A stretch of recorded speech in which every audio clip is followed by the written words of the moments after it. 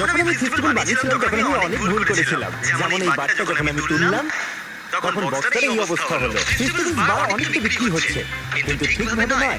বারগুলোর এই অবস্থা হয়ে যাচ্ছে যখন খোলা হচ্ছে, কারণ কোনো বার পড়ে গেলে স্বাভাবিকভাবে সেটা ভেঙে যাবে। সেই জন্য আমি বহু বছর কাজ করার পরে নিয়ে এসেছি ফেস্টিভ্যালসের ইমপ্রুভড ভার্সন।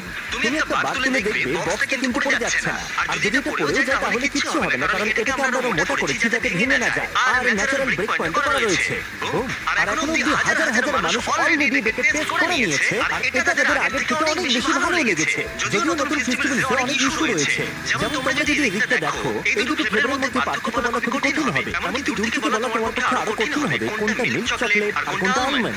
এমনকি বহু মানুষ এই দুটোকে মিক্স করে ফেলে। এর পাশাপাশি তোমরা প্রত্যেকেই জানো যে আমরা আমাদের কোকোয়া ফার্মারদের অনেকটাই বেশি পারিশ্রমিক দিয়ে থাকি। আমরা 100% ফেয়ার ট্রেড সার্টিফাইড বীজ ইউজ করি, আর আমরা শিশু শ্রম কমানোর চেষ্টা করছি। তোমরা এই বক্সগুলোতে দেখলে কোনটা কি বুঝতেই পারবে না। আর